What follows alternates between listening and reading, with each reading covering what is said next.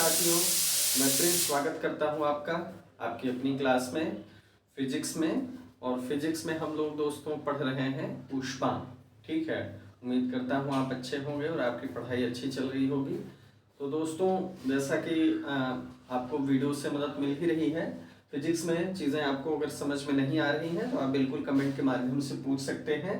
जो जो टॉपिक हुए हैं उनसे संबंधित आप प्लेलिस्ट में वीडियोस देख सकते हैं और प्रश्नों को हल करने के साथ साथ आप अपने आप का इवैल्यूएशन भी करिए, ताकि आपको ये समझ में आए कि आप कितने प्रश्न करने की स्थिति में हैं। सामान्य अध्ययन में आप साइंस के कितने सवाल कर पाने की स्थिति में हैं। परीक्षाएं नज़दीक हैं दोस्तों, इसलिए प्रैक्टिस से जरूर हल करें। तो दोस्तों आइए अपनी क्लास में हम शुरू करते हैं। हमने पिछली क्लास में पढ़ा है ऊष्मा संचरण। ऊष्मा संचरण हम पढ़ रहे हैं और ऊष्मा संचरण की विधियों के बारे में हमने देखा था। 3 विधियां हमने देखी थी दोस्तों। एक देखा था चालन, ठीक है, कंडक्शन जिसको कहते हैं। दूसरा हमने देखा था संवहन। तीसरा था विकिरण। तीसरा क्या था दोस्तों?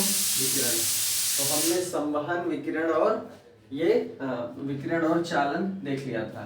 इन तीनों के बारे में हम पढ़ चुके थे। सारी चीजें हम लोगों ने डिस्कस कर ली थी। फिर हमने देखा था कि दैनिक जीवन में इनके उपयोग किस तरह है, किस तरह चालन विधि का उपयोग होता है। संवहन का भी हमने देखा था। अब आज जो चीज शुरू करनी है वो है विकिरण से संबंधित। ठीक है, तो सीधे विकिरण पे ही आते हैं दोस्तों। हम आते हैं विकिरण से संबंधित जो उपयोग हैं वो हम आज देखेंगे। ठीक है, आइए देखते हैं दोस्तों। दैनिक जीवन में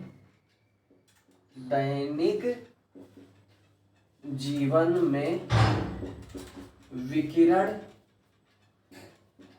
संबंधी उपयोग मतलब जो ऊष्मा संचरण की जो ये विधि है, रेडिएशन की या विकिरण की, इसके उपयोग देखते हैं किस तरह हमें ये उदाहरण के रूप में दिखता है। ठीक है, विकिरण हमें देखना है। अब बहुत अच्छा एग्जाम्पल है दोस्तों। आपने नोटिस किया होगा कि जब बादलों भरी रात होती है, जो रात बादलों भरी होती है, आपने महसूस किया होगा कि आपको गर्मी बहुत ज़्यादा लगती है उसमें। ठीक है,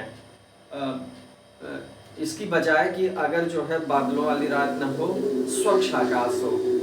जिस समय रात स्वच्छ आकाश वाली होती है उस समय आपको जो है गर्मी कम लगती है और बादलों भरी रात में गर्मी ज़्यादा लगती है। आइए देखते हैं ऐसा क्यों होता है। 2 कंडीशन है। यहाँ दोस्तों बादलों भरी रात है, ठीक है, ये रात है बादलों वाली, और यहाँ जो है तारों वाली रात है, स्वच्छ आकाश वाली। ठीक है, ये स्वच्छ आकाश वाली रात है। यहाँ पर क्या होता है, आपको गर्मी कम लगती है, गर्मी कम लगती है, और यहाँ क्या होती है, गर्मी अधिक लगती है, गर्मी अधिक लगती है। ऐसा क्यों होता है दोस्तों? देखिए, दिन के समय क्या होता है कि पृथ्वी जो होती है सूर्य के प्रकाश से गर्म होती है। अब गर्म होने के बाद जब इससे जो है अवरक्त किरणें निकलती हैं, आपको पता है इंफ्रारेड जो है रेज कब निकलती हैं, जब कोई पिंड तप्त हो जाता है तो उसके बाद वो पिंड तप्त होने के बाद विकिरण को निकालता है या विकिरण को मुक्त करता है, अवरक्त विकिरण को ये मुक्त करता है। अब इसके बाद क्या होता है, इस पिंड से जो ऊष्मा निकलती है या विकिरण निकलता है, जब ये ऊपर आसमान की तरफ जाता है, ये रात का समय है, ठीक है, जब ये आसमान की तरफ जाने लगता है तो बादल क्या होते हैं, बादल ऊष्मा के बुरे अवशोषक होते हैं, बुरे अवशोषक होते हैं। आपने देखा वायु, जाहिर सी बात है, आपको पता है कि वायु ऊष्मा की कुचालक है। वायु और जलवाष्प इनसे मिलके जो है, जलवाष्प से बनते हैं आपके बादल, तो कहीं न कहीं ये ऊष्मा के बुरे कुचालक हैं, बैड कंडक्टर हैं। तो होता क्या है, ये क्या करते हैं, ऊष्मा को जो है आगे नहीं जाने देते, ऊष्मा को ये आगे नहीं जाने देते, रोक देते हैं। अब आप समझिए, जब ऊष्मा यहाँ से मुक्त हो रही है, यहाँ पर ये जो है अपने पार अगर जाने देते तो ये आसमान में ऊष्मा चली जाती, ये ऊष्मा आसमान में चली जाती, इनसे होके ऊष्मा आसमान में चली जाती। लेकिन होता क्या है कि ये जो है कन्वर्ट कर देते हैं, ऊष्मा को जमीन पे ही कन्वर्ट कर देते हैं, यहाँ धरती की तरफ ही मोड़ देते हैं। ये फिर आके जो है हमें गर्म करने लगती हैं, ऊष्मा जो है वापस चली आती है धरती की सतह पर और हमें गर्म करने लगती हैं। यहाँ क्या होता है, यहाँ बादलों वाला काम नहीं होता, ये सीधे जो है दिन के समय धरती गर्म होती है और शाम के समय औरत किरणों के रूप में ऊष्मा क्या करती है, बाहर निकल जाती, खुले आसमान में चली जाती है। कहाँ चली जाती है दोस्तों, खुले आसमान में। क्लियर हुआ, खुले आसमान में ऊष्मा चली जाती है। तो जाहिर सी बात है, स्पष्ट है कि यहाँ पर आपको गर्मी अधिक लगेगी और यहाँ गर्मी कम लगेगी, ठीक है, क्योंकि यहाँ ऊष्मा क्या होती है, यहाँ ऊष्मा वापस चली आती है, ठीक है। एकदम सरल सी बात है।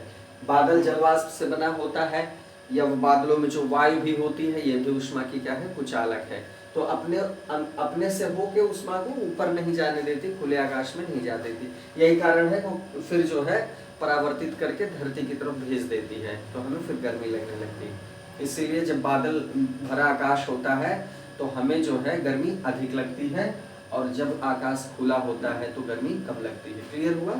चलिए, ये चीज समझ में आ गई दोस्तों। तो ये विकिरण का एक उदाहरण है दैनिक जीवन में, दैनिक जीवन में ये विकिरण का उपयोग है या उदाहरण है, ठीक है।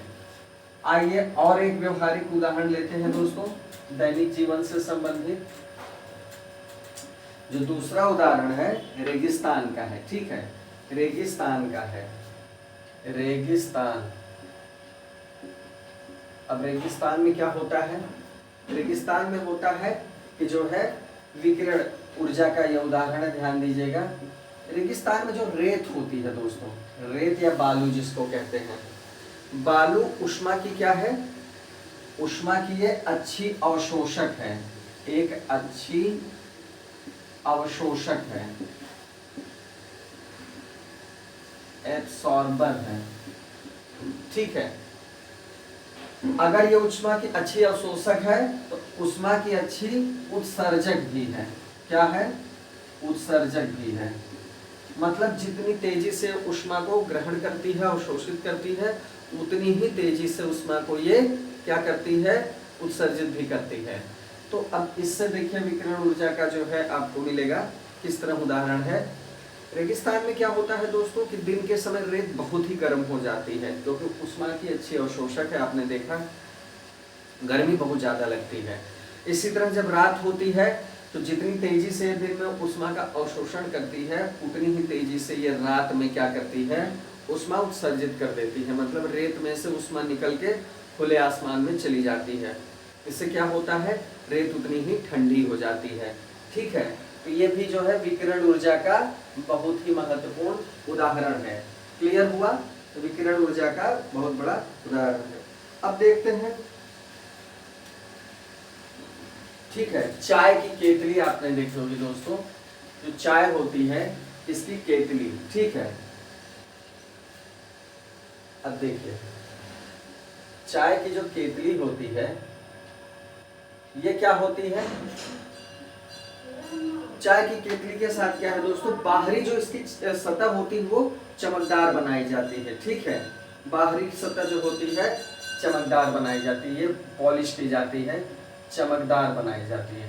तो चमकदार बनाने से क्या होता है, ये बाहर से ऊष्मा का अवशोषण नहीं करती। देखिए अगर ये खुरदुरी रहेगी, खुरदुरी होगी या काले रंग की होगी, ठीक है, डार्क कलर की होगी, तो ऊष्मा का अधिक से अधिक अवशोषण करेगी। लेकिन जब ये चमकदार रहेगी तो ऊष्मा को क्या करती है, ये परावर्तित कर देती है। क्या कर देती है? परावर्तित कर देती है। तो ऊष्मा का अवशोषण नहीं करती बाहर से, और इसके साथ साथ क्या होता है, इसके साथ साथ क्या होता है, भीतर की अगर आप ध्यान दीजिएगा, अवशोषण, अगर अवशोषण नहीं करेगी, कोई चीज नहीं करेगी तो क्या होगा, उत्सर्जन भी नहीं करेगी। उत्सर्जन भी नहीं करेगी। अगर कोई वस्तु अच्छी अवशोषक नहीं है तो क्या होगा, वो अच्छी उत्सर्जक भी नहीं होगी। तो चूंकि अब ये जो है अच्छी अवशोषक नहीं है, इसकी बाहर की चमकदार परत, तो ये क्या करती है, अंदर की जो ऊष्मा है जिसमें आप चाय भर के पीते हैं, तो ये जो है अंदर की जो ऊष्मा है इसको बाहर नहीं जाने देती, बाहर नहीं जाने देती। मतलब न तो बाहर से गर्म करती है क्योंकि प्रकाश परावर्तित कर देती है, ऊष्मा परावर्तित कर देती है, न तो अंदर की जो ऊष्मा है जिसमें आप चाय रख के अंदर से पी रहे हैं तो इस ऊष्मा को बाहर नहीं निकलने देगी। इससे क्या होगा, इससे होगा कि चाय देर तक गर्म रहेगी, आप चाय देर तक गर्म पी सकते हैं। ठीक है, समझ में आया। ये विकिरण ऊर्जा का दैनिक जीवन में उपयोग है। आइए एक और देख लेते हैं, जैसे जूता है। ठीक है दोस्तों, जूता, अब जूते पॉलिश किए जाते हैं। ठीक है, तो मान लीजिए जूता आपने पॉलिश कराया, तो जूते की जो पॉलिश होती है, पॉलिश करके ये चमका देते हैं। ठीक है, पॉलिश किए हुए जूते लाइट मारते हैं, काफी जो है चमकदार हो जाते हैं। तो ऐसा क्यों होता है, ऐसा इसलिए होता है क्योंकि इनसे होके प्रकाश क्या होता है, क्योंकि सतह जो है क्या होती है, सतह एकदम साफ हो जाती है, चिकनी हो जाती है। अगर ये खुरदुरी होती तब क्या होता, ये गर्म हो जाती क्योंकि ऊष्मा का अवशोषण कर लेती। इसमें जब धूप पड़ती है दोस्तों, धूप जब पड़ती है तो क्या होता है, धूप जैसे ही पड़ेगी ये तुरंत क्या होगी, परावर्तित हो जाएगी। धूप पड़ेगी तो ये परावर्तित हो जाएगी, जिससे चमकदार हमको दिखती भी है, और दूसरी चीज गर्म नहीं होते जूते। ठीक है, विकिरण ऊर्जा के माध्यम से क्या होता है, अगर ये अवशोषित भी नहीं करती तो क्या करती है, उत्सर्जन भी ये नहीं करती। ठीक है, क्लियर हुआ, ये बात आप याद रखिएगा। ठीक है, तो ये विकिरण ऊर्जा का उदाहरण है। समझ में आया दोस्तों। चलिए, अब विकिरण का उदाहरण आपको समझ में आ गया। अब देखिए, ये लगभग इसमें तीनों चीजों का आपने दैनिक जीवन में प्रयोग देख लिया कि चालन का, संवहन का और विकिरण का दैनिक जीवन में किस तरह उपयोग होता है। आइए दोस्तों एक नई चीज लेके चलते हैं, विकिरण का उत्सर्जन और अवशोषण। विकिरण, विकिरण का उत्सर्जन, विकिरण का उत्सर्जन और अवशोषण, अवशोषण, विकिरण का उत्सर्जन और अवशोषण देखते हैं। उत्सर्जन क्षमता देखते हैं दोस्तों। सबसे पहले उत्सर्जन क्षमता देखते हैं, उत्सर्जन क्षमता को कैसे समझेंगे। ठीक है, इसको कहते हैं इमिसिव पावर,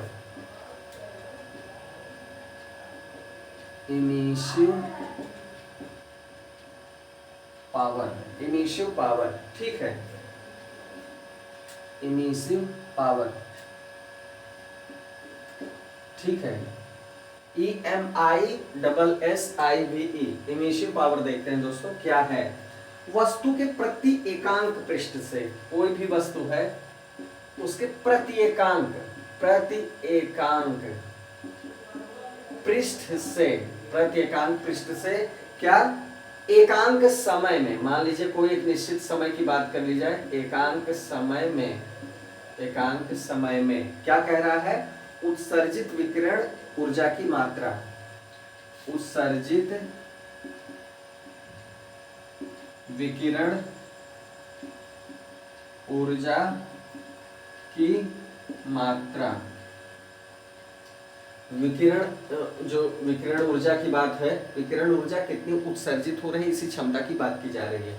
तो कह रहा है वस्तु के प्रति एकांक पृष्ठ से, मतलब मान लीजिए ये कोई वस्तु है, प्रति एकांक मतलब एक पृष्ठ की बात हो रही है कि किसी भी एक यूनिट की बात है। एक एकांक पृष्ठ से एक निश्चित एकांक समय में जो भी विकिरण ऊर्जा उत्सर्जित होती है उसकी जो मात्रा होती है, यही उस वस्तु की उत्सर्जन क्षमता होती है। ये उस वस्तु की विकिरण ऊर्जा की उत्सर्जन क्षमता होती है। बात समझ में आई। अब आपको ये उदाहरणों से, पिछले उदाहरणों से अच्छे से समझ में आ गया होगा दोस्तों कि जो चमकदार और श्वेत तल होता है, चमकदार, जो चमकदार और श्वेत तल या सफेद सतह, चमकदार और श्वेत तल होता है। चूंकि ये बुरे अवशोषक भी होते हैं, बुरे अवशोषक होते हैं, तो जाहिर सी बात अगर बुरे अवशोषक होंगे तो बुरे उत्सर्जक भी होंगे, बुरे उत्सर्जक भी होंगे। क्लियर हुआ? जो चीजें ऊष्मा को कम अवशोषित करेंगी वो उत्सर्जन भी कम करेंगी। व्हाइट कलर अगर रहेगा या जो है प्लेन एकदम सरफेस रहेगा, चमकदार सतह रहेगी, तो उत्सर्जन भी कम होगा क्योंकि अवशोषण भी कम हो रहा है। इसी तरह अगर रफ जो है सरफेस रहेगा, खुरदुरी सतह रहेगी या काले रंग की रहेगी, काले रंग या गहरे रंग या किसी गहरे रंग की सतह रहेगी, तो इससे क्या होगा दोस्तों? अवशोषण भी अधिक होगा और उत्सर्जन भी अधिक होगा। ये आप क्लियर समझ लीजिएगा, कोई कंफ्यूजन है। उत्सर्जन क्षमता का मतलब है किसी वस्तु की विकिरण ऊर्जा की उत्सर्जन क्षमता क्या होती है। ये डिपेंड करती है किस चीज पे? उसकी सतह कैसी है, उसका रंग कैसा है, इस पे डिपेंड करती है। ठीक है। और प्रति एकांक क्षेत्रफल में, प्रति एकांक समय में जो विकिरण ऊर्जा की जो उत्सर्जन क्षमता है, यही है क्या है? उत्सर्जित ऊर्जा है, यही विकिरण क्षमता है, यही विकिरण उत्सर्जन क्षमता है कि वो कितना विकिरण उत्सर्जित कर सकती है प्रति एकांक समय में, प्रति एकांक क्षेत्रफल से। क्लियर हुआ? बात समझ में आई? अब ये आप जान ही रहे, दो चीज आप याद रखिए कि अगर चमकदार है सतह या श्वेत सतह है तो क्या होगा? उत्सर्जन कम होगा क्योंकि अवशोषण भी कम होता है। और अगर खुरदुरी सतह है, रफ सतह है, रफ सरफेस है या ब्लैक कलर या डार्क कलर है, तो क्या होगा? तब भी उत्सर्जन अधिक होगा क्योंकि अवशोषण भी अधिक होता है। क्लियर हुआ? चलिए दोस्तों, ये बात समझ में आ गई आपको? आगे बढ़ना जाए। अभी उदाहरण से आपको और अच्छे से समझ में आएगा। दैनिक जीवन में जो उदाहरण आप देखेंगे इससे आपको ये चीज और अच्छे से समझ में आ जाएगी। आइए दोस्तों देखते हैं। जैसे आपने देखा होगा गर्मियों में और सर्दियों में, गर्मियों में हम कौन से वस्त्र पहनना पसंद करते हैं, कौन से कपड़े पहनते हैं? आपने देखा होगा हम सफेद रंग के कपड़े पहनते हैं, ज्यादातर सफेद या हल्के रंग के। इसी तरह सर्दियों में हम क्या पहनते हैं? काले या गहरे रंग के। ऐसा क्यों होता है? जस्ट इसके पहले जो बात मैंने बताई है वही अप्लाई होती है। सफेद और हल्का रंग अगर रहेगा तो ऊष्मा को कम अवशोषित करेगा, ज्यादातर भाग परावर्तित कर देगा। तो दोस्तों क्या आप चाहेंगे कि गर्मी में आपके वस्त्र जो है ज्यादा से ज्यादा ऊष्मा अवशोषित करें, वो आपको और गर्म करें? बिल्कुल नहीं। इसलिए आप सफेद रंग के या हल्के रंग के कपड़े पहनते हैं। और इसी तरह क्या होता है? अधिक ऊष्मा की जरूरत आपको पड़ती है किस मौसम में? सर्दियों में। जब आप गहरे या काले वस्त्र पहनते हैं तो वो क्या करते हैं? अधिक से अधिक ऊष्मा को अवशोषित करते हैं ताकि आप जो है गर्म रह सकें, आपका शरीर जो है गर्म रह सके, तापमान अच्छा रह सके, गर्म रह सके। ठीक है, समझ में आई बात? चलिए दोस्तों, ये चीज क्लियर हो गई। अब देखिए, अब आइए देखते हैं दोस्तों एक नई चीज, और वो है कृष्ण पिंड, ब्लैक बॉडी। आइए देखते हैं ब्लैक बॉडी क्या है। चलिए अब हम समझेंगे कृष्ण पिंड को, या कृष्ण का मतलब होता है ब्लैक या काला, ब्लैक बॉडी। ये है क्या? ये दोस्तों है क्या?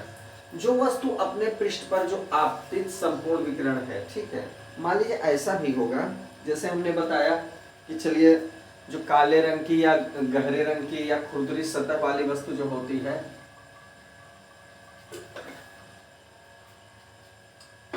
वो क्या करती है? वो प्रकाश किरणों को या किसी भी विकिरण को अधिक से अधिक अवशोषित करती है। ये तो मैंने आपको बताया। लेकिन मान लीजिए किसी ऐसे पिंड की कल्पना करिए जो संपूर्ण आपतित विकिरण को, आपतित मतलब उस सतह पर गिरा हुआ विकिरण, आपतित किरण मतलब जो आती है, परावर्तित किरण जो इस सतह से वापस होके जाती है।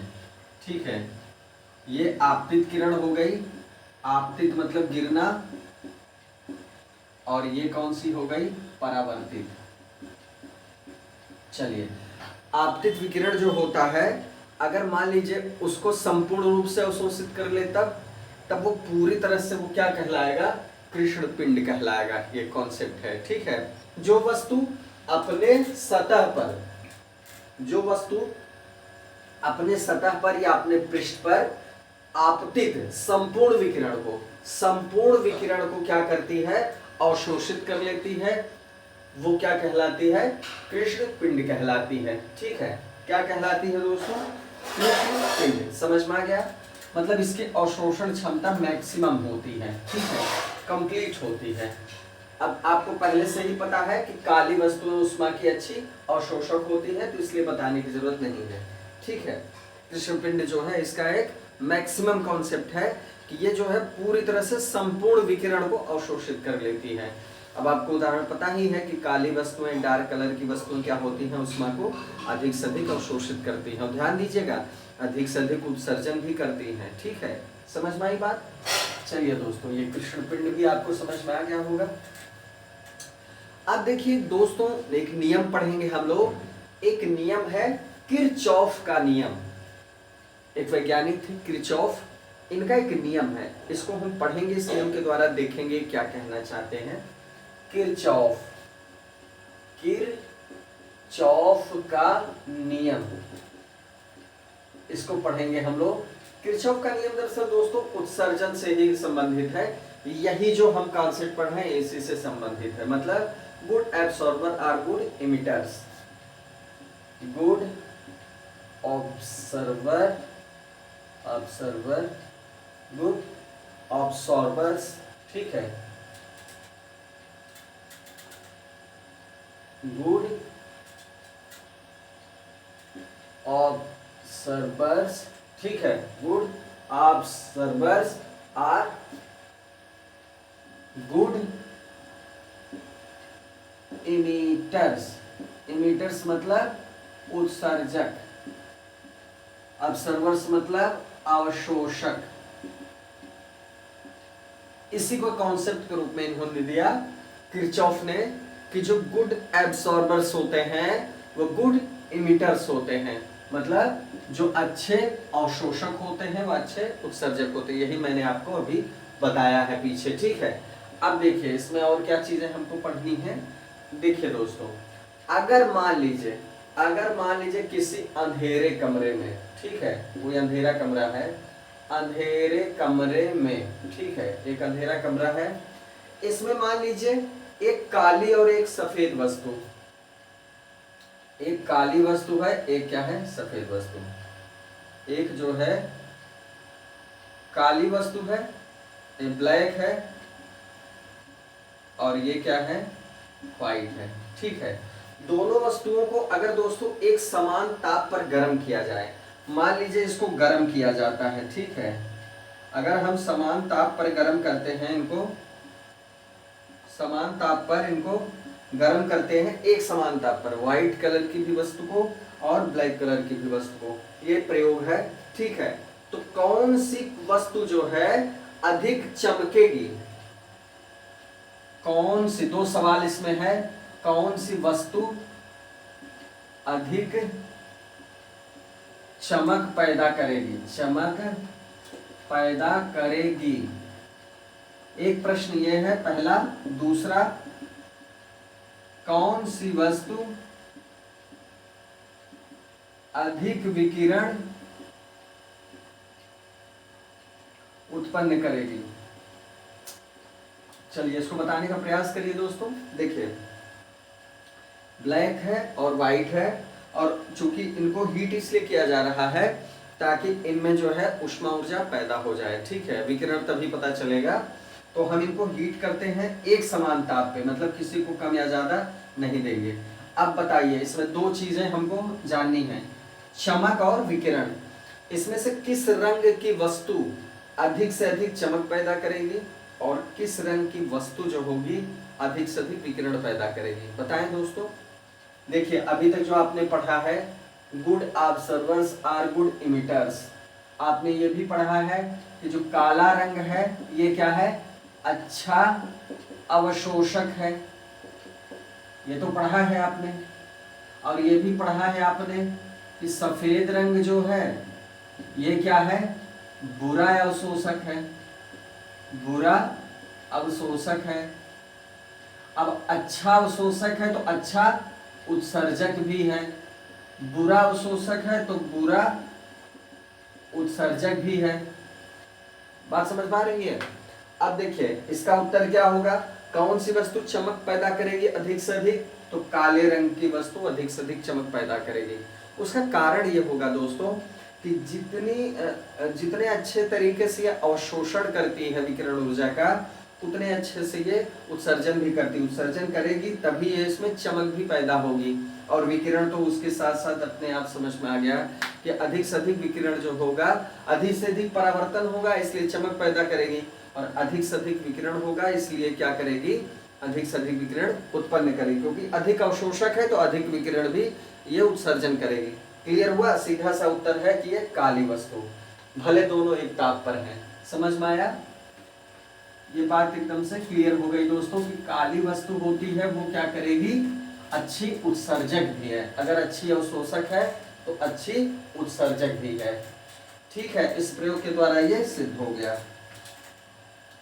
चलिए अब इसमें क्या होता है, व्हाइट क्या होती है, बुरी उत्सर्जक भी होती है, ऊष्मा की कम हानि भी होती है उसमें, मतलब कम अवशोषण भी करेगी, कम उत्सर्जन भी करेगी। अब आपने पहले ही पढ़ा है कि चाय का जो प्याला है वो चमकदार किस लिए बनाया जाता है, क्योंकि ऊष्मा का वो अवशोषण भी कम करता है, उत्सर्जन भी कम करता है। क्लियर हुआ? ठीक है। अब देखिए अगर मान लीजिए जो श्वेत प्रकाश है दोस्तों, श्वेत प्रकाश, जो श्वेत प्रकाश होता है, अगर इसमें से लाल रंग को निकाल दिया जाए, लाल रंग को, इसके प्रमुख चीजें हैं इस नियम की, किरचॉफ के नियम की, लाल रंग को अगर हम निकाल देते हैं, निकाल दिया जाए, ठीक है, तो क्या होगा, जो बाकी के रंग बचेंगे, बाकी के जो रंग बचेंगे, बाकी के रंगों का समस्त प्रभाव, बाकी के रंगों का जो समस्त प्रभाव होगा हरे रंग जैसा होगा, हरे रंग जैसा होगा। अगर लाल को निकाल देंगे तो बाकी रंगों में प्रभावी रंग या जो है उनका समस्त प्रभाव किस तरह होगा, हरे रंग का होगा। क्लियर हुआ?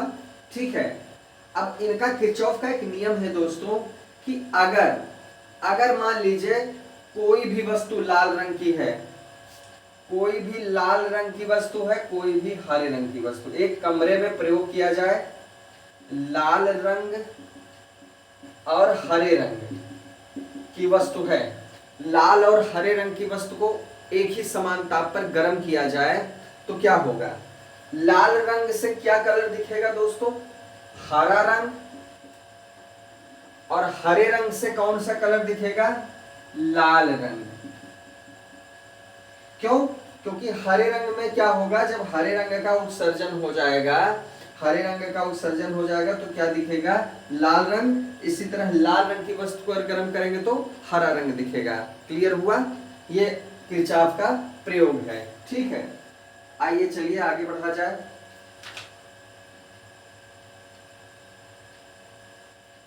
किरचॉफ का नियम, ये छोटा सा नियम था, इसमें उत्सर्जन क्षमता और अवशोषण की बात थी। ठीक है, चलिए ये समझ में आ गया होगा आपको। अब दोस्तों आइए देखते हैं पढ़ा जाता है, क्या पढ़ा जाए। अब हम पढ़ेंगे दोस्तों गैसों का प्रसार। आइए गैसों का प्रसार पढ़ा जाए। ठीक है, गैसों का प्रसार हमने पढ़ लिया है दोस्तों, उत्सर्जन और अवशोषण पढ़ लिया है। अब एक नई चीज पढ़ना शुरू करेंगे हम लोग गैसों के बारे में, गैसों का प्रसार, एकदम नया टॉपिक है, गैसों के बारे में हम पढ़ेंगे। तो हम क्या पढ़ेंगे दोस्तों, गैसों का प्रसार। ठीक है, अब गैसों का हमको जो है गतिज सिद्धांत पढ़ना है, गैसों का गतिज सिद्धांत, गतिज सिद्धांत मतलब kinetic theory of gases, kinetic theory of gases, गैसों को पढ़ेंगे दोस्तों, इसका जो गतिज सिद्धांत है इसको हम लोग देखेंगे। इसका अध्ययन, गतिज सिद्धांत का अध्ययन सबसे पहले किसने किया था दोस्तों? सबसे पहले इसका सैद्धांतिक अध्ययन, सबसे पहले सैद्धांतिक अध्ययन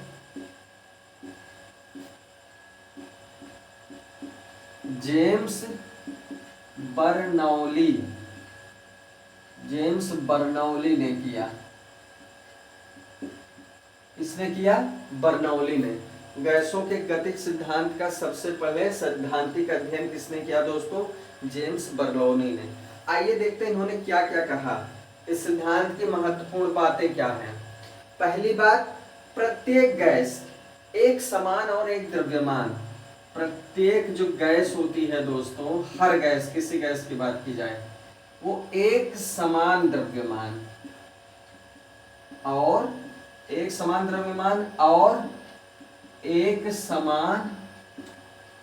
आयतन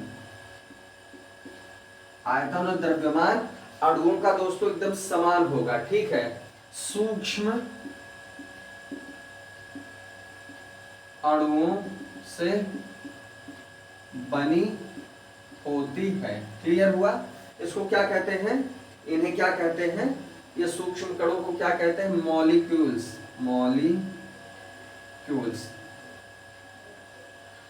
सूक्ष्म कणों से मिलकर बनी होती है हर गैस। और खास बात क्या है कि इसके जो प्रत्येक सूक्ष्म कण एक समान द्रव्यमान के होते हैं और एक समान आयतन के होते हैं। इन अणुओं को क्या कहते हैं? मॉलिक्यूल्स। क्या कहते हैं दोस्तों? मॉलिक्यूल्स। क्लियर हुआ? ये पहला नियम है, ठीक है, ये पहला सिद्धांत है। दूसरा, गैसों के जो अणु होते हैं, गैसों के जो अणु होते हैं दोस्तों, ये क्या होते हैं? गोलीय होते हैं। गोलीय होते हैं और क्या होते हैं? पूर्ण प्रत्यास्थ। इलास्टिसिटी जो है इनमें पूर्ण होती है, मतलब पूरी तरह से इनमें प्रत्यास्थता होती है। आपने पढ़ा है प्रत्यास्थता का नियम। पूर्ण प्लास्टिक वस्तुएं, पूर्ण इलास्टिक वस्तुएं, पूर्ण प्लास्टिक वस्तुएं, या हम कहेंगे पूर्ण सुघट्य वस्तुएं, या कहेंगे कि पूर्ण इलास्टिक वस्तुएं या पूर्ण प्रत्यास्थ वस्तुएं। हमने देखा था उस टॉपिक को अच्छे से। तो गैसों के अणु जो होते हैं दोस्तों, गोलीय होते हैं और पूर्ण प्रत्यास्थ होते हैं। मतलब अगर इन पे कोई बाह्य बल लगाया जाए इन अणुओं पे, तो इनके द्रव्यमान में, इनके आयतन में परिवर्तन आ सकता है, लेकिन जैसे वो बल हटाया जाएगा वो पूरी तरह से अपने शेप में आ जाएंगे, ठीक, अपनी पूर्व अवस्था में आ जाएंगे। क्लियर हुआ? चलिए, ये बात समझ में आई दोस्तों। चलिए, और क्या इसमें खास बात है आपके लिए जानना? इसमें जो और एक बात है वो जानना जरूरी है कि जो गैस के अणु होते हैं, मान लीजिए इनको किसी पात्र में हम रख देते हैं, मान लीजिए इसमें गैस हम भर देते हैं कोई, ठीक है, ढक्कन जो है हम इसको बंद कर देते हैं, इसमें गैस के अणु हैं। तो ये कह रहा है, इनका एक सिद्धांत ये कहता है कि इसके अणु लगातार जो है पात्र की दीवारों से, जैसे ये दीवार है, ये दीवार है, ये दीवार है, यहाँ भी दीवार है, तो ये जो है परस्पर दीवारों से क्या करते हैं? टकराते रहते हैं, परस्पर टकराते रहते हैं। गैस के अणु क्या होते हैं? जिस पात्र में भी रखे जाते हैं उसकी दीवारों से परस्पर टकराते रहते हैं, और इनको, इस टकराव को, इस दाब को क्या कहा जाता है? और एक दाब लगाते हैं इनकी दीवारों पर, जिसको हम क्या कहते हैं? गैसीय दाब। क्या कहते हैं? गैसीय दाब। क्लियर हुआ? अब एक चीज और, गैस के अणुओं की जो स्थितिज ऊर्जा होती है दोस्तों, वो शून्य होती है। जो गैस के अणुओं की स्थितिज ऊर्जा है वो क्या होती है? शून्य होती है। गैस के अणुओं की स्थितिज ऊर्जा शून्य होती है, शून्य होती है। ऐसा क्यों होता है? क्योंकि गैस के अणुओं में क्या होता है दोस्तों? आकर्षण और प्रतिकर्षण, आकर्षण बल और प्रतिकर्षण बल दोनों का अभाव होता है। न तो इनमें परस्पर आकर्षण होता है और न क्या होता है, इनमें परस्पर विकर्षण होता है। क्लियर हुआ? परस्पर आकर्षण विकर्षण न होने की वजह से क्या होता है, आकर्षण और प्रतिकर्षण बल क्या होता है, शून्य होता है। इसलिए क्या होता है, इनकी स्थितिज ऊर्जा भी शून्य होती है, इसमें कोई भी इनकी स्थिति के कारण ऊर्जा उत्पन्न नहीं होती। क्लियर हुआ। चलिए, ये किरचॉफ का नियम था दोस्तों, गैसीय सिद्धांत से संबंधित था, गैसों की गतिज ऊर्जा से संबंधित था। चलिए, ये जो है कंप्लीट हो गया। इस तरह ये टॉपिक भी कंप्लीट हो गया आपका दोस्तों। अगले टॉपिक में मिलेंगे, अगले वीडियो में मिलेंगे दोस्तों एक नए टॉपिक के साथ। उम्मीद है ये वाले कॉन्सेप्ट जो आज हमने आपको बताए समझ में आए होंगे। हमने बर्नौली को देखा, हमने किरचॉफ का नियम देखा दोस्तों, ठीक है, हमने बर्नौली को भी देखा। गैसीय सिद्धांत का नियम जो है सबसे पहले सैद्धांतिक रूप से इन्होंने ही दिया था। किरचॉफ का हमने उत्सर्जन और अवशोषण के बारे में देखा, और इसके बाद दोस्तों देखा कि किस तरह जो है अच्छे अवशोषक अच्छे उत्सर्जक होते हैं और बुरे अवशोषक बुरे उत्सर्जक होते हैं।